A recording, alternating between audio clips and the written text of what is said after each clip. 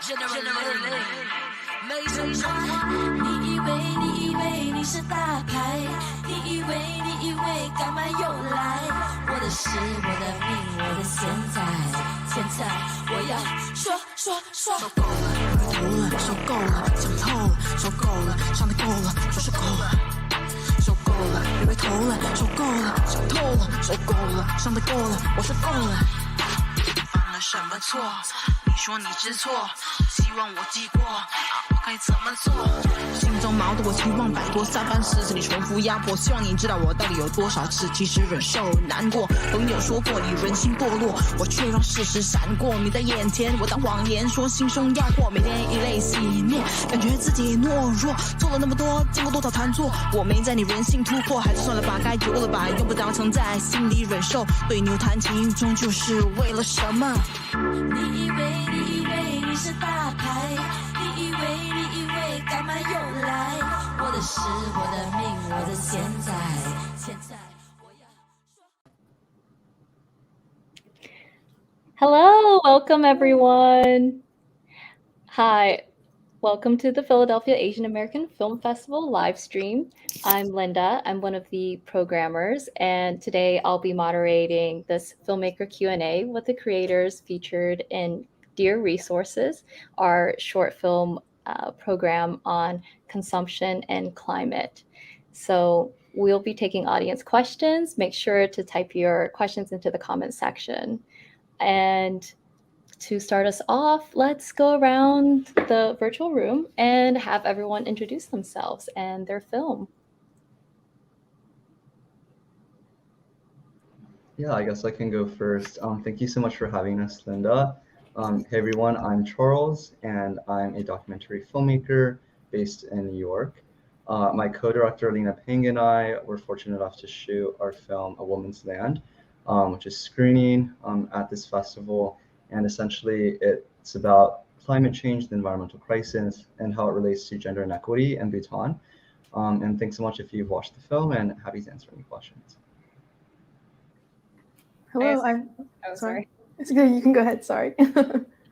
Yeah, just to add to what Charles said, I'm Alina. I'm the co-director, and he pretty much summed up what our film is about. So, yeah, you can feel free to go, Rose. Sorry. No worries. Hi, my name is Rose Kang. I'm the animator and director of Junk, a short animated film about a woman named Amy and her mom, and them dealing with her mom's hoarding issues, and they get trapped into a junk world and they have to work together to resolve their misunderstandings to escape. And thank you for inviting me here. Hi everyone, I'm Linda Wei. I'm the director and animator for Egg. It's a short film about a man who lived on a plastic island on Pacific Ocean, and he found and hatched a supermarket on that island. Thank you all so much. You all have such powerful and interesting films. So I'll just start us off. Our identities can become so deeply intertwined with our environment. And all of your films feature individuals or communities whose lives really depended on their environments. I love to hear about how your characters or subjects, how did they reckon with their changing surroundings, their changing climates, and their role within that.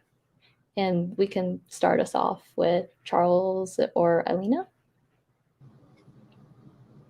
Yeah, so essentially, just to give a little bit of context on Bhutan, if you guys haven't heard of the country, it's essentially a small Himalayan country sandwiched between two carbon-producing giants, China and India, and they're one of the most climate conscious countries in the world. They're one of two countries that are carbon negative, actually, and they have a very strong ethos surrounding environmentalism, and they have that ingrained within their constitution and within their civilians.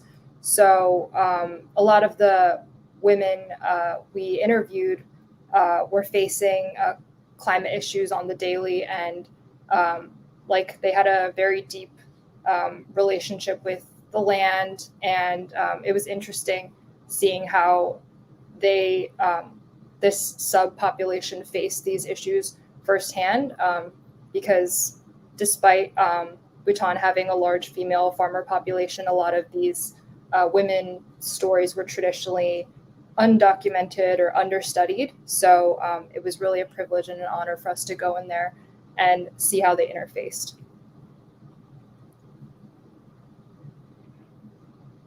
I'm not sure if I answered the question, but Yeah, Charles, do you have anything to add? Yeah, I mean, I think to your question around how these people reacted, I think it was also really interesting seeing how a lot of these communities of women, when faced with water scarcity issues or environmental issues, I think what was really inspiring was sort of how they came together and worked with each other and collaborated, essentially to mitigate some of the water scarcity issues that they were facing. So I think not just that they were experiencing a lot of these environmental issues, but also how they were able to work together to overcome the challenges that they were facing was really inspiring.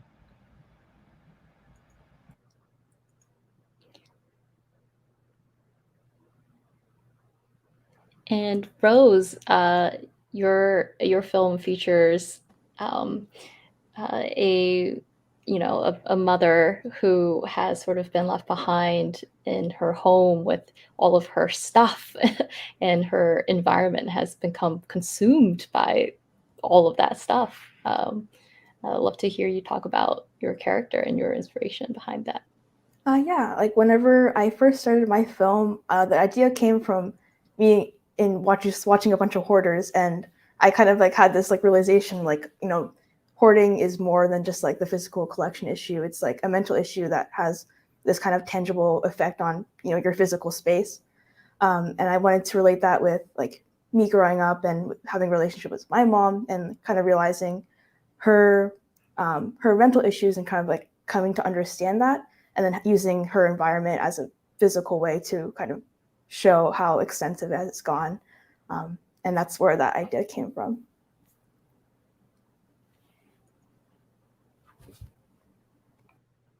So my go ahead. So my film is about a man living on a plastic island on Pacific Ocean. The idea was actually come from like I remember I was reading newspaper about how the current brings plastic trash from all around the world, and eventually they will like gather in the Pacific Ocean. And I think it's a really interesting idea to think about it if eventually all our trash gather and form an island. And it's actually a post-apocalyptic story, and I don't really I think what I put in a film about the environmental part is the background, because the background were all collages, and I collect like plastic trash I created during my daily life, and I shoot them, and I put the photo in Photoshop and built the backgrounds. So those are like real trash from my daily life, and I actually put some like small things I think it's really important about the environment. For example, there is this character in my film. It's a skeleton, and he or she is wearing an H&M t-shirt, and the tag is still on. So this is some hints for the fast fashion industry, and like spoiler alert, in the end the island will collapse, and like all the characters, the man and the birds, will fall into the ocean, and underneath the island is actually the fish nets. Like there's a lot of things in ocean, like fish net, because they are created all by plastic. So it'll be there for 100 years, and a lot of fishes will be caught in the fish net and die. And so the characters, they basically died because of those fish nets, because they got tangled and they cannot escape like all those fishes. So yeah. Well, that's amazing that you used the trash that you collected from your own life. I would be terrified to see what trash I produce over a period of time. Thank you all so much for sharing. So for, for all of your films, I mean, talking about the, our own personal trash, how we consume and our consumption sets the stage for the circumstances for all of your stories. What compelled you to tell these stories? And when you were making these films, how did your own relationship to consumption change?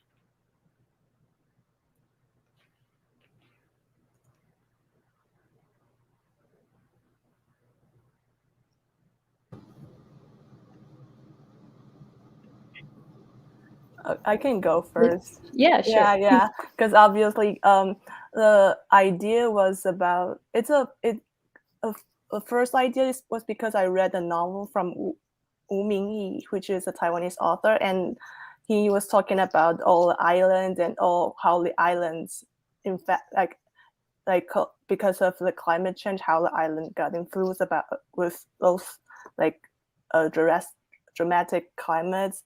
And he mentioned about the plastic island in his novel, and which I thought it was interesting, and I started digging into it.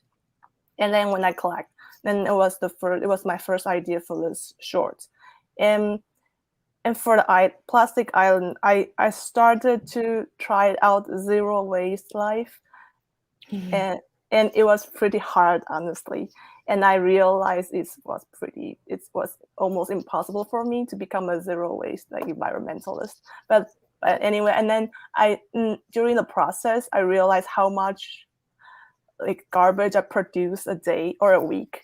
So I thought, it would be a great idea if I could collect all those garbage and use it in my film. At least it won't be just garbage. You can turn it into something else. And then I throw it away. So that's the basic idea for the whole film. I just want to reuse something, to not just let them use only one time. Well, that was an incredibly creative way of reusing your garbage. I also tried zero waste. It was incredibly difficult. I think I didn't make it past 3 days. Yeah. So props for trying. What about Rose? So you mentioned, your inspiration came from sort of your childhood and your mother. When you were making this film, did you show this to her? What did she think when she saw her, her hoarding habits on display? My mom is definitely not a hoarder, but I think we have varying degrees of how we want to keep our space. And she definitely, when I first showed her at my graduation screening, she definitely was on the floor laughing, like how could you do this to me? But it was all in good fun, and I think she really enjoyed it and had a good time with it.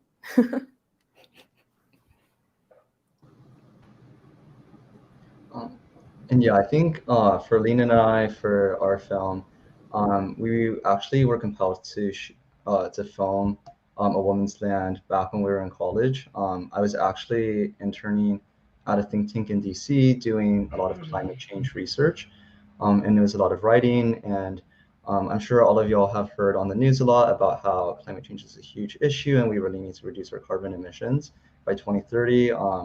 Or else the world is going to face really grave environmental consequences.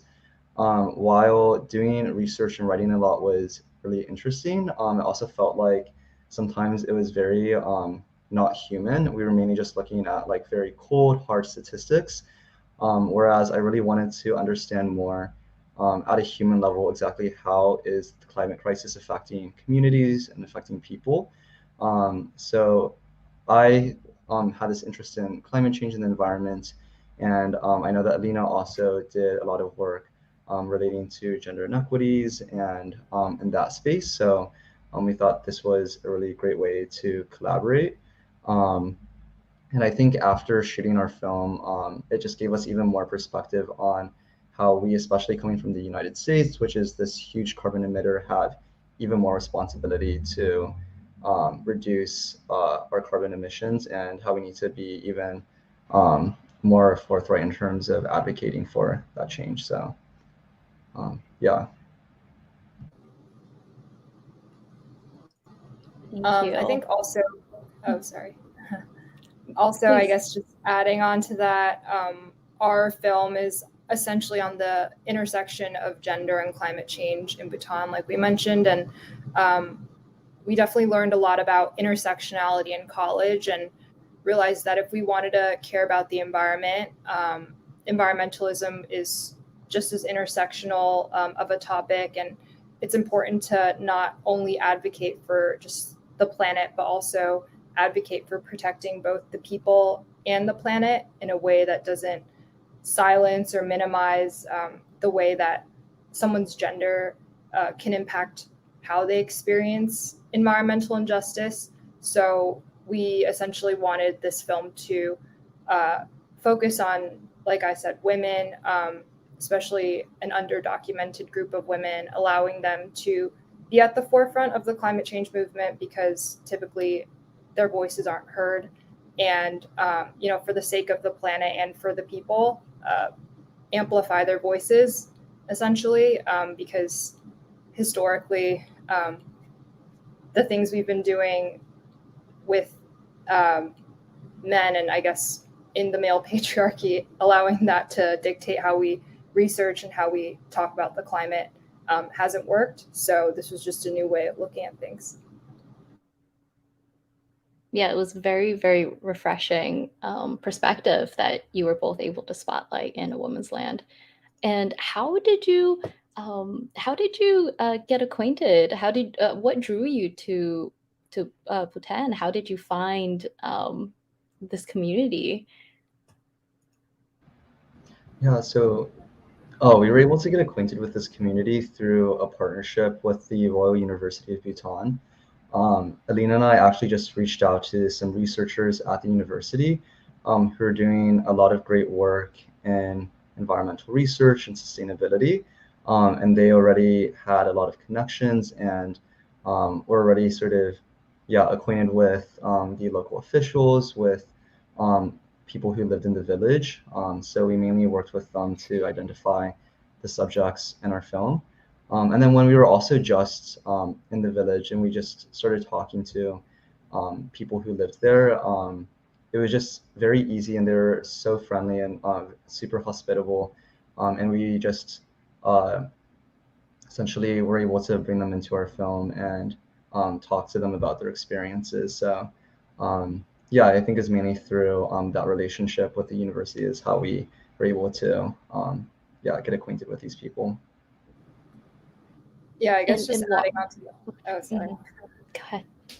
I guess just adding on to that, like the genesis of this project came 2018. And to give a background on the timeline, we didn't end up going until 2020 January. So it was almost a year and a half, I would say, of just planning, doing preliminary research, making sure the people we were contacting were, correct and reputable. And we essentially found, through cold emails and through research papers we were reading just online and figuring out their emails, we were, cold reaching out and able to get in contact with people, like Charles said, at the Royal University of Bhutan. But definitely took some time. And with all documentary filmmaking, you don't know until you actually get on the ground and in the field, what you're coming across. So we also had to make adjustments on the fly, adapt while we were there. But we did do, the year and a half of just researching the communities, what were the problems that were ongoing, how they were adapting and solutioning to climate change and what we were expecting. But also a lot of the interviews and snippets that you'll see in our film are just sometimes like random moments that we had just with children or women that weren't even scheduled to be in our documentary, but just happened to be there that day in the area, that provided a more organic and authentic view of the way things were over there. Were you specifically interested in water scarcity and I'm curious, when you first started, were you when you were looking for sort of trying to find the right community, were you looking more for Was it the specific climate issue that you were interested in, or were you looking more so for sort of underrepresented group like women's groups?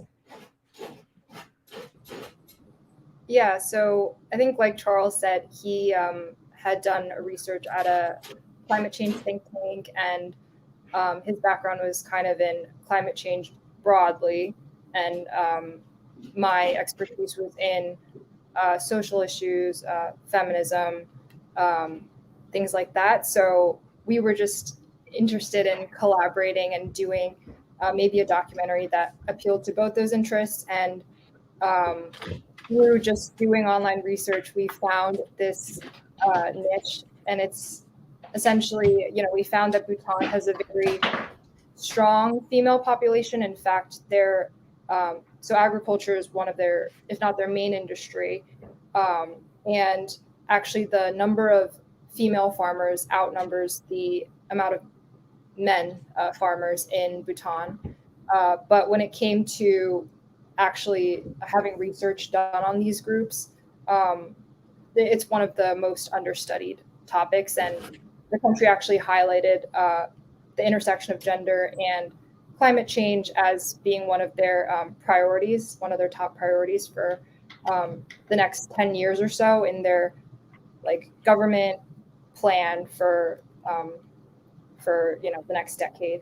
So we read deeper into this space.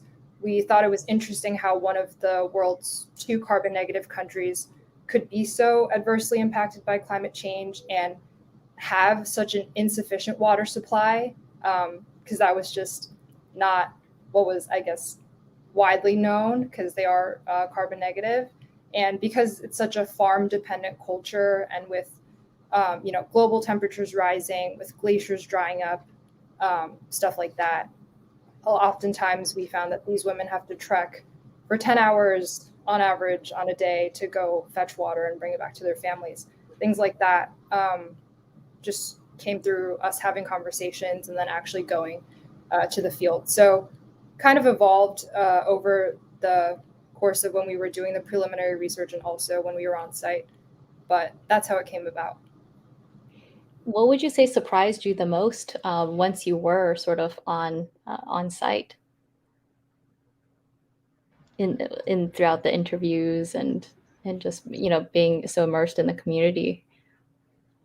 I don't know if this was necessarily a surprise, but I think it was just something that I didn't really put too much thought into beforehand. I think when we were talking to a lot of communities of women that were suffering from issues like water scarcity, they were actually, a lot of them, in order to essentially, because the water scarcity was affecting their farming and what kind of produce they could create, a lot of them actually were very, very entrepreneurial and starting small shops in order to make money and finding different ways to navigate around these issues of water scarcity, or maybe selling products that required less water.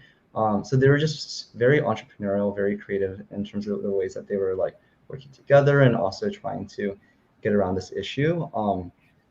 Obviously, it's very, very important. I think the theme of the film was too, that at a systemic level, we need to tackle this issue of water scarcity, the climate crisis, and how that relates to gender inequity. But I think just while we were in the field and talking to a lot of these people, how they were being so creative, trying to navigate these problems, I think was really inspiring, and also just really interesting.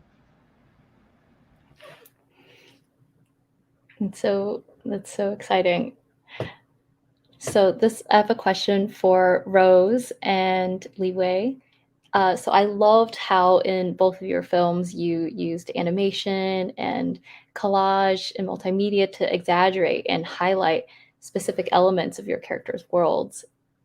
What do you think animation brings to telling these stories about very real issues? And can you tell us a little bit more about your process behind your films? Oh yeah, I think definitely with the advantage of animation, you have this ability to create your own world from scratch. And so you can pretty much bring anything to life and really truly take what you want from your characters and be able to put them in the physical space that you are imagining. So I think that's a really big advantage to animation and filmmaking. But yeah, I guess Li Wei can continue with the collage and stuff. I totally agree with Rose. I think animation is the best thing about animation is it doesn't have any limits about it. So you can create anything you want.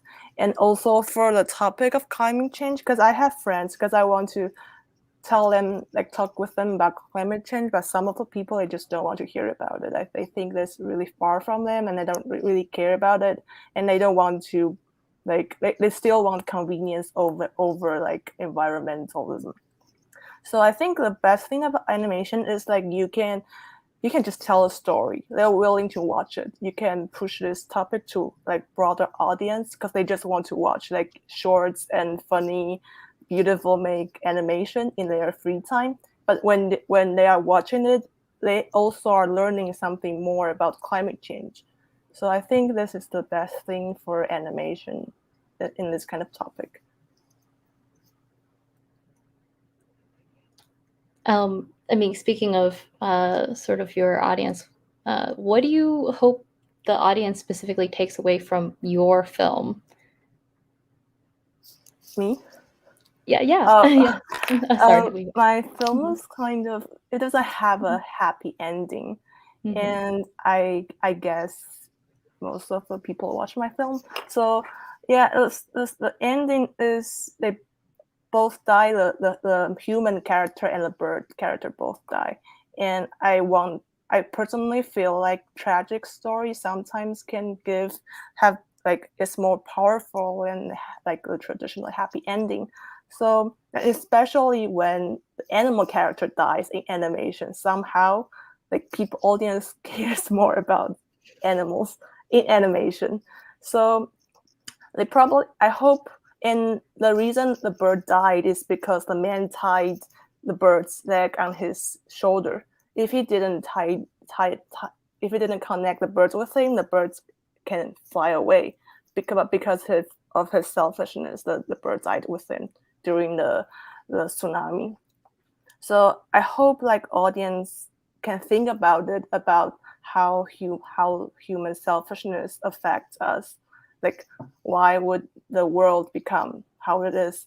Some part is because of our selfishness, and sometimes if we're willing to let go of something, let go of the convenience, let go of some of our daily habits, then we might change something. We might save some lives. So I hope that's what the audience would get from the story. That's beautiful. I definitely got that when I watched it. This question kind of goes for all of you. What do you hope audiences take away specifically from your film? Is there, sort of a call to action? I mean, I feel like all of your films have such a sense of urgency and touch on conservation of resources. What do you hope they take away? I think for me and Charles, a big thing we realized as we did more research and through the process of making the film is just that it's very clear that the people who have done the least to the planet are probably going to be affected the most and also first. So for us, this film was really just a way for us to, like I said before, amplify those voices and let them be at the forefront of the movement and just have us take a back seat and learn from them. Because, we conducted a lot of focus group discussions with these women. We had a lot of conversations and we found that there's a lot of indigenous wisdom that just hasn't been made more commonplace or widespread. And these women being farmers, they're very in tune with the environment. They are environmentalists without even trying to be, I guess, and just for the sake of the planet. And it's like important for us to listen to them because they have the relationship with the land and they're the ones that know. So it was more for us to, I guess, bring the story into the limelight and just, hope that the public learns something from what these women are doing.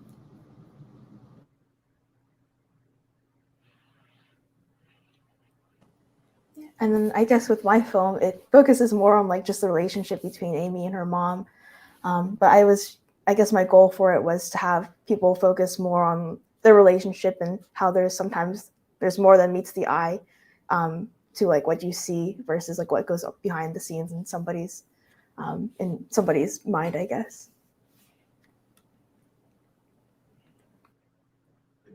And I think you were able to do that very effectively. So congratulations, all of you. And as we were discussing earlier, this was all of your thesis films, right? What was the most, and all of you completed this, during such a tumultuous time this past few years. What were some of the most challenging elements of creating these films for you?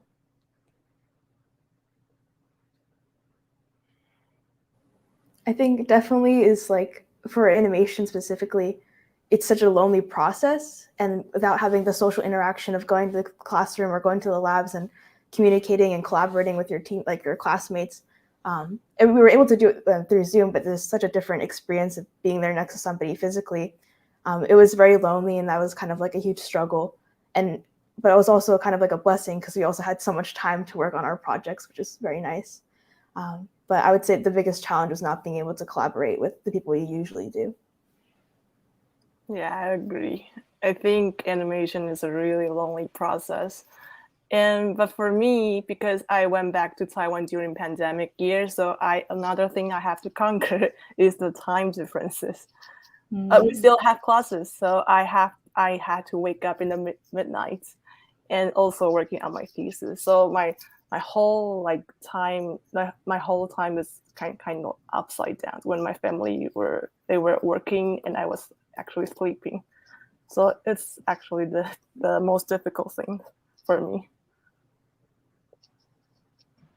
Yeah, I think for Alina and I think we also experienced very similar challenges around trying to like produce a film during COVID and when we weren't actually able to work together in person.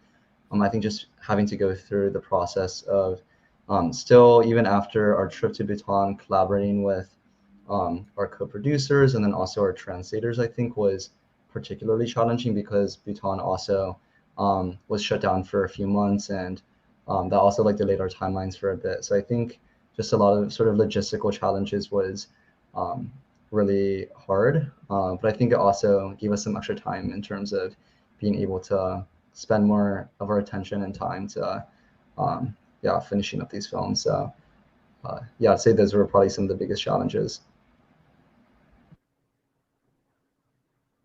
Do you have anything to add to that, Alina? Yeah, I would say definitely the time difference was a huge thing. Just in general, collaborating overseas with our advisors and our collaborators in Bhutan, but also like Charles said, just the country being shut down over there, the university being shut down too when all the schools closed at the height of the pandemic, just things being delayed. But other than that, I guess, not not a lot that impeded us, I guess, from moving forward. I think we did the best we could given the circumstances. So, proud of us for that, for sure.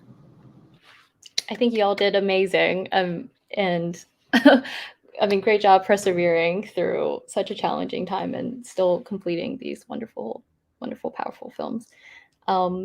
Well, so, moving forward, what do you think is like the biggest filmmaking lesson that you've taken from creating this film that you're going to carry into your next? I think definitely having and following a strict schedule, or at least like having, a really nicely planned schedule and making sure you're also accommodating time for mistakes and things to go wrong, and budgeting yourself the time to catch up and all that kind of stuff. Even though we were like at home and working constantly, it still was a challenge to kind of stay focused or meeting roadblocks of like technological challenges that we didn't have access to the normal resources we had. So I think moving forward, just to prepare myself and relieve some headaches in the future, just making sure I follow a strict plan and schedule.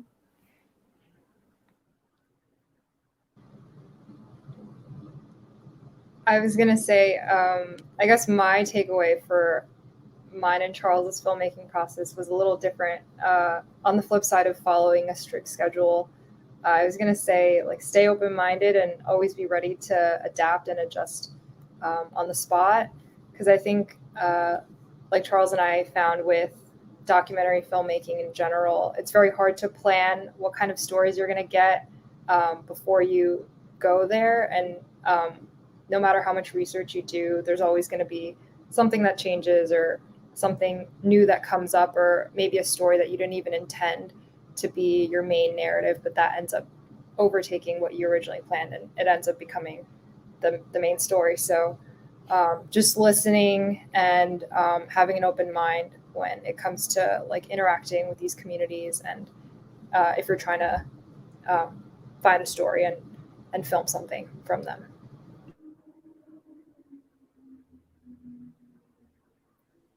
So my takeaway is actually a little bit different. It's about a story side, because like climate change is a really serious and a huge topic to tell in a very short. Because my film is like 6 minutes. It's longer than like a usual thesis animation film.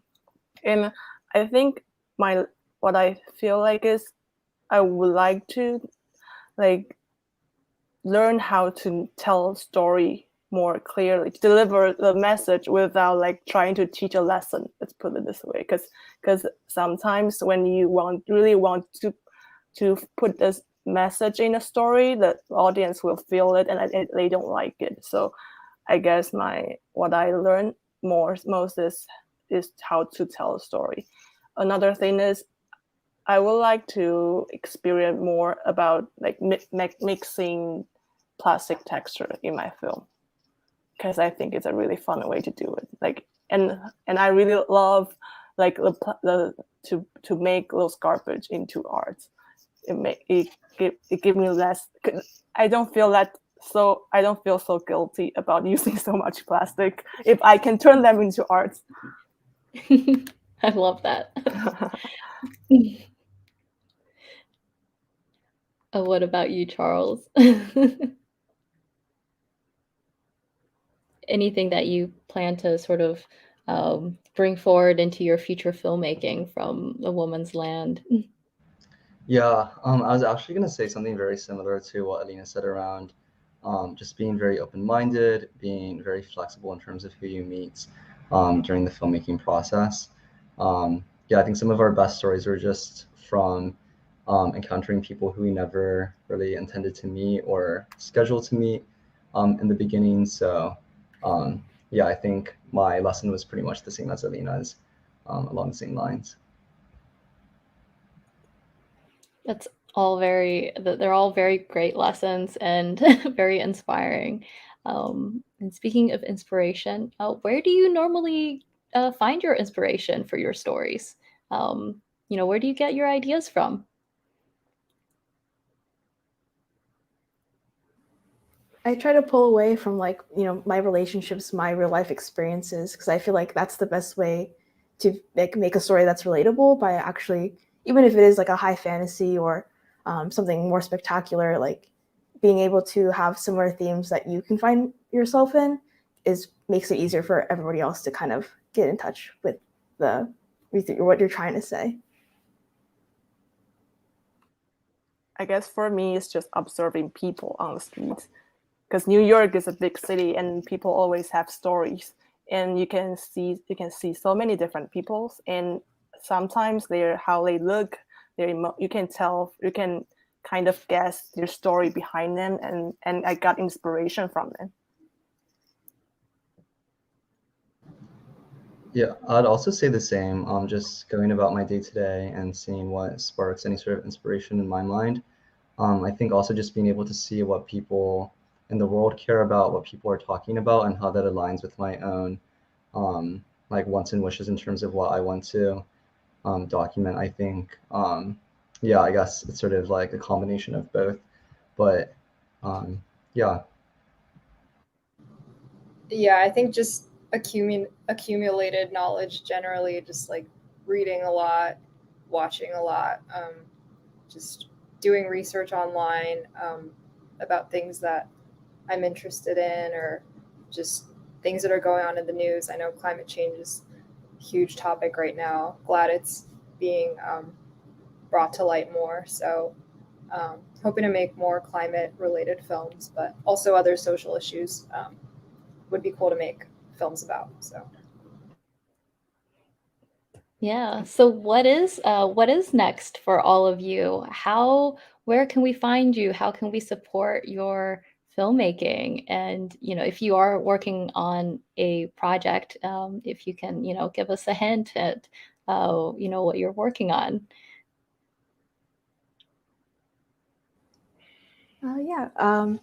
In the future, I would love to make more short films about like something I've been really interested in is just life in general, like how crazy life has been, and kind of dealing with like your sense of self and finding your identity, and dealing with more like also how the world is kind of crashing down and how we as people can kind of interpret that and kind of deal with it. So hopefully I can make a film in the future with that, but otherwise I'm just working in animation and hopefully we'll be around in the future.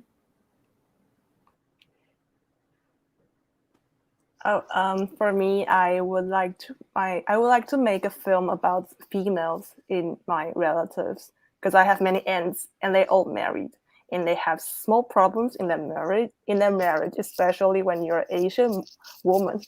And those little secrets we only share inside families. But I think it's really interesting and somehow relates to all female in the world. And I hope I can tell a story in the future through animation. Yeah. Yeah, and I think for Alina and I, actually as part of our trip to Bhutan, we shot a total of 3 different short documentary films. The other 2 of which one is around climate change and how it relates to ageism and how the elderly are suffering from the effects of climate change and water scarcity. And the third one is more so around biodiversity and conservation. So we're still in the process of screening these films at festivals, but we'll also plan on releasing them publicly sometime next year. So definitely be on the lookout. Absolutely. I'm so excited, and we're also excited to see all of your future films.